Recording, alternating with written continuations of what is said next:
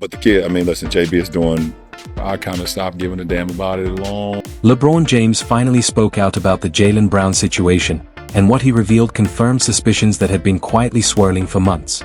He hadn't forgotten. He hadn't moved on. But it wasn't just what he said, it was when he said it that truly stunned everyone. On February 22, 2026, the Boston Celtics stormed into Crypto.com Arena and dismantled the Los Angeles Lakers, 111-89. It wasn't merely a loss, it was the kind of defeat where the energy drains from the arena well before the fourth quarter. Lakers fans sat glued to their screens, cringing at every missed rotation, every forced shot, knowing the outcome was already sealed long before the buzzer. Yet the real story wasn't the scoreboard. It came afterward, during the post-game press conference. When a reporter asked LeBron about his relationship with Jaylen Brown, he didn't sidestep it. He didn't laugh it off. He addressed it head-on, and in doing so, reopened a chapter many assumed had been closed. To understand why his words resonated so deeply, you have to go back to July 15, 2024, at the NBA Summer League in Las Vegas. The Lakers and Celtics were facing off in what should have been a low-stakes exhibition game. Normally, these matchups barely attract attention, but this one carried extra weight. That summer, Bronny James had just been picked 55th in the 2024 NBA draft, stepping onto the court with eyes already glued to him. After a serious health scare at USC in 2023 and modest college stats, the scrutiny was relentless. Analysts questioned his readiness. Fans debated endlessly online. Every move was analyzed in real time. Courtside that night sat Jaylen Brown, fresh off leading the Celtics to a championship and earning NBA Finals MVP. He was joined by WNBA stars Kizriek and Angel Reese. During the game, cameras caught Brown leaning over and speaking to them. While there was no official audio, lip readers suggested Brown seemed to doubt Bronny's professional potential. Gondrick appeared to agree, hinting that Bronny might only reach the G League. Brown then allegedly added that Bronny's last name would keep him with the Lakers regardless. The clip went viral almost instantly. Sports shows debated it. Social media erupted. Had Brown merely spoken honestly, or crossed a line? The next day, July 16, 2024, Brown posted on X, calling it a flex to have his son in the NBA, praising the longevity and greatness it symbolized. He acknowledged Bronny's tools for success and said he looked forward to watching his growth. Some saw it as clarification. Others suspected damage control after the clip went public. Jaylen Brown, man. NBA Finals MVP Jaylen Brown. That means he had a front row view of one of the most talked about players in the NBA right now. Bronny James, the son of now teammate Kai Gondrick, a former WNBA player, and gave an assessment of the younger James's play. Brown appears to say, and I quote, "I don't think Bronny is a pro." Gondrick appears to respond in our part. She says, "I think he'll be in the G League for sure." Brown appears to reply in part, and I quote, "Because of his name, he's going to be with the Lakers." This is It's wild. like, if he did say it, y'all Ripley lip reading, okay, cool, but Yeah, had a camera on him. Yeah. so I'm pretty sure he thinks that way about some other guys. Yeah. What made the situation so tangled was that the conversation about Bronny's draft spot had already been swirling for months. Many analysts debated whether his opportunity was earned or a product of his last name. Brown wasn't the first to voice that suspicion. On shows like Gil's Arena, hosted by Gilbert Arenas, panels argued that Brown was simply expressing an opinion. He wasn't behind a podium delivering a formal statement, he thought it was a private chat. But in the NBA today, there is no true privacy when you're courtside at a nationally televised game. Cameras capture everything. Every whisper can become a headline. Through all of this, LeBron James stayed silent. No tweets. No interviews. No cryptic messages. For 18 months, he said nothing about Brown's comments. In a league where every word matters, that silence was significant. Anyone who has followed LeBron's career knows one thing. He watches, he studies, and when the timing is right, he responds. That moment finally arrived on February 22, 2026. The Celtics had just handed the Lakers a crushing 22-point loss. On paper, the post-game should have been all about the game. Boston was thriving even after losing Jason Tatum to injury.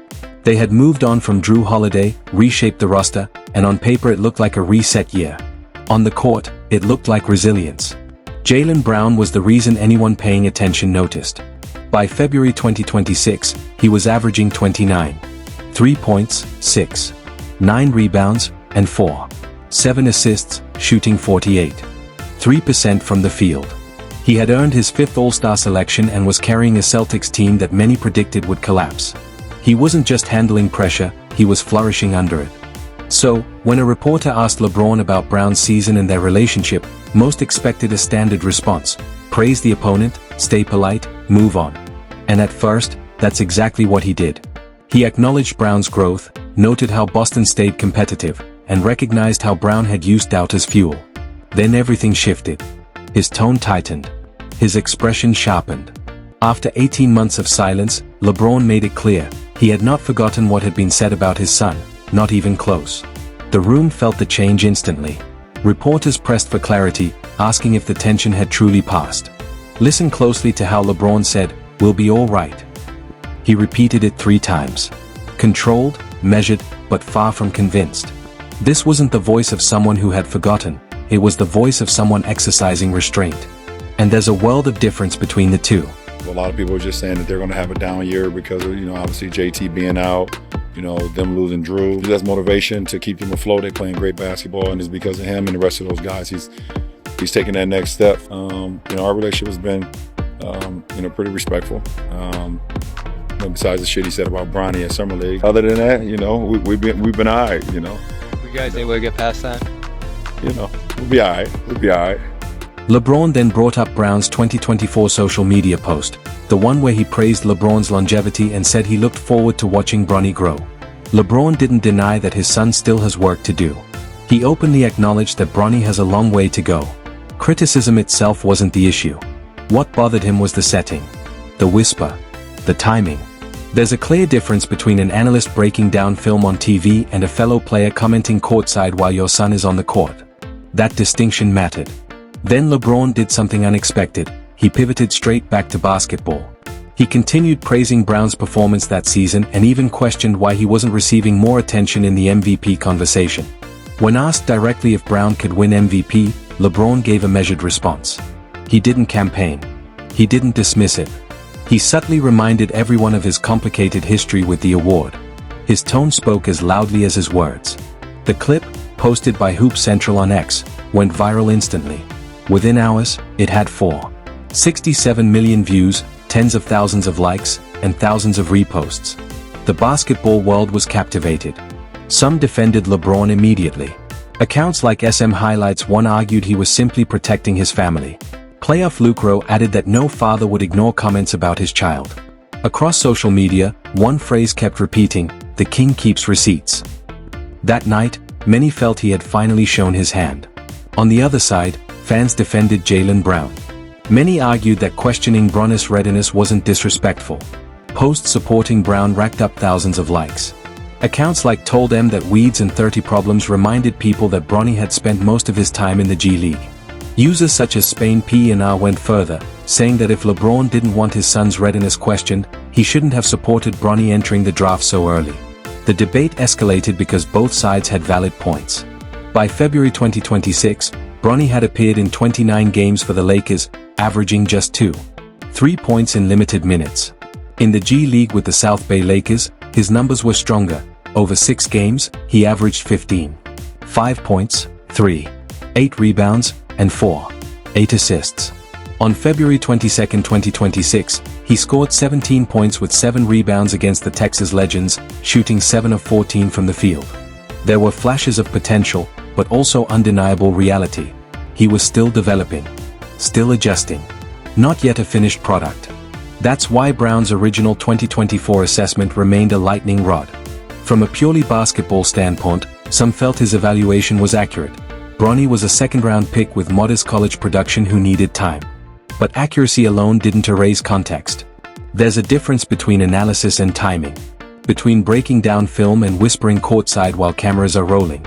What LeBron and Brown's exchange revealed was bigger than basketball. It highlighted a long-running conversation about nepotism in the league, who earns opportunities, who gets patience, and who receives the benefit of the doubt.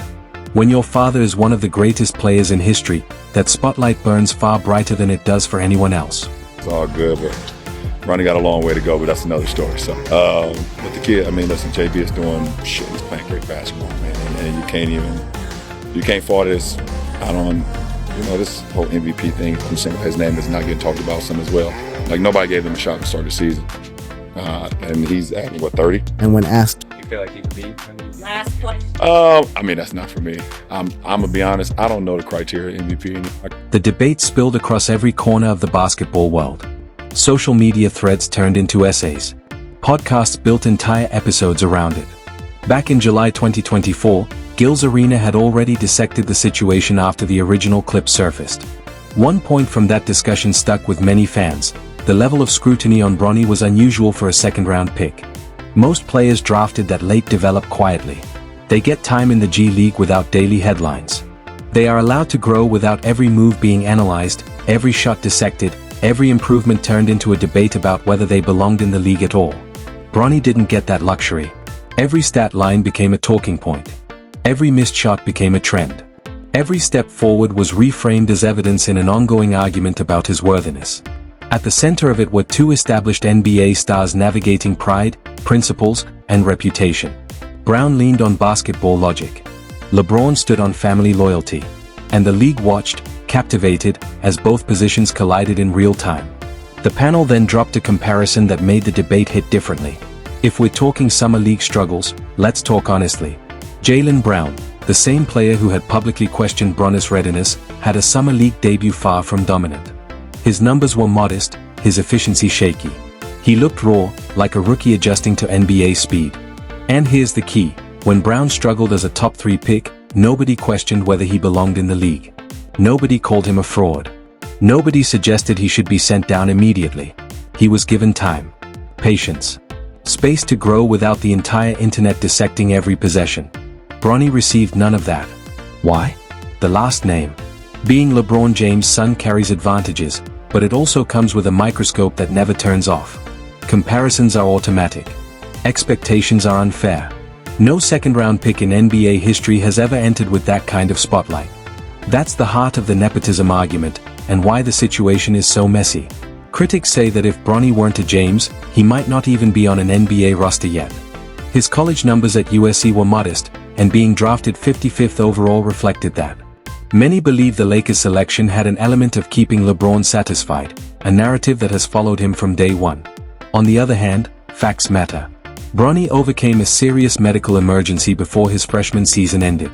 He returned to Division I basketball, earned a draft spot, and in the G League has shown flashes as a two-way guard who can defend, pass, and score when given rhythm. His recent performances suggest real development. It's not polished, but it's happening.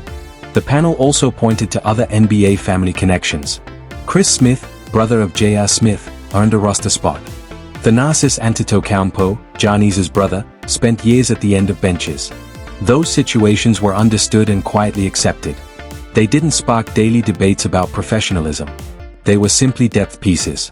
The reality of being the 15th man on an NBA roster is complicated. Technically, you're a professional, but rarely in the spotlight, often developing behind the scenes. Most fans barely notice unless something dramatic occurs. But the truth is simple: the NBA is extremely hard. Every player who makes it has a combination of talent, work ethic, opportunity, timing, sometimes family ties, and usually a mix of all of it. Once you're in, the real test begins. Bronny James, despite all the noise, is grinding every day. His G League numbers are trending upward. Coaches praise his defensive instincts, effort, and willingness to learn. At 21, time is on his side. Development in the NBA is rarely linear, and for a second-round guard, growth often happens quietly, away from the headlines. Once the season starts, because he'll be going against the same person every day. That's what they all do. Trae Young. Like, you know. Do y'all know Trae Young's shooting percentage? 4 for 26 from the three-point line. Jaylen Brown, 3rd pick in the NBA draft. The 3rd pick in the NBA draft. The first 3 games, just like Bronny. Bronny was 6 for 26. Jaylen Brown was 5 for 26 from the field in his first 3 games in Summer League. Yeah. He's fine. No. He was the 3rd pick in the NBA draft, and no one put any pressure. What made LeBron's February 2026 comments so striking wasn't just a subtle jab at Jaylen Brown. It was the layers behind his words. He didn't pretend Bronny had already arrived. He openly admitted his son still has a long road ahead. Yet at the same time, he drew a firm line: He would not tolerate what he considered disrespect from a fellow player. He acknowledged Brown's season, praised his dominance, but reminded everyone that words carry weight. Measured, controlled, deliberate, LeBron's message was clear: he does not forget. The media reacted in kind. TalkSport and Newsweek highlighted the human side, framing LeBron's response as a father protecting his child. The Athletic noted the lightness in his delivery, suggesting the professional rapport between the two players remained intact. Bleacher Report and Yahoo leaned into the receipt-keeping narrative, portraying him as a man who remembers every slight and waits for the right moment. Online, the debate exploded. Reddit threads on our NBA and our Lakers dissected Brown's original comment: disrespectful or honest analysis in a private moment. Some users pointed out the irony: LeBron criticizing the MVP race as a popularity contest while also benefiting from influence in the league. Others dismissed that argument entirely. Any parent would respond if someone publicly questioned their child. Meanwhile, Jaylen Brown has stayed silent. His July 2024 clarification remains his only public comment. That silence can be read in multiple ways: maturity, indifference, or a calculated choice to let the story rest. But his performance speaks volumes. Nearly 30 points per game, a fifth All-Star selection, and leadership of a retooled Celtics roster proving critics wrong. Even as LeBron addressed the past, he acknowledged Brown's excellence in the present. The wider lesson goes beyond box scores. It shows how quickly private opinions become public narratives in a league under constant scrutiny. It underscores the immense pressure on children of legends. Access and opportunity come hand in hand with unrelenting expectations. And at its heart, it's human. A 41-year-old athlete, decorated beyond measure, can still feel protective, still feel sensitive when it comes to family. Success does not erase emotion. Championships do not cancel fatherhood. LeBron James is not just the NBA's all-time leading scorer. He is not just a four-time champion or a global icon. He is a father first, and that shifts everything. When someone questions whether your child belongs, it resonates deeper than stats or analysis. You may not react in the moment. You may stay silent. But you remember. You carry it quietly until the timing feels right. That is why this moment felt so real. It wasn't just about summer league stats or viral clips, it was about pride, respect, and patience. A father listening, processing, and choosing control over impulse. For 18 months, LeBron said nothing. No public dispute. No drama. Just silence. Then the stage appeared, post-game spotlight, national cameras. And instead of confrontation, he delivered a controlled reminder. Calm voice. Steady gaze. We'll be all right. Simple words, heavy meaning, not a threat, not an outburst. Just a signal. He remembered. He heard. He acted with intention.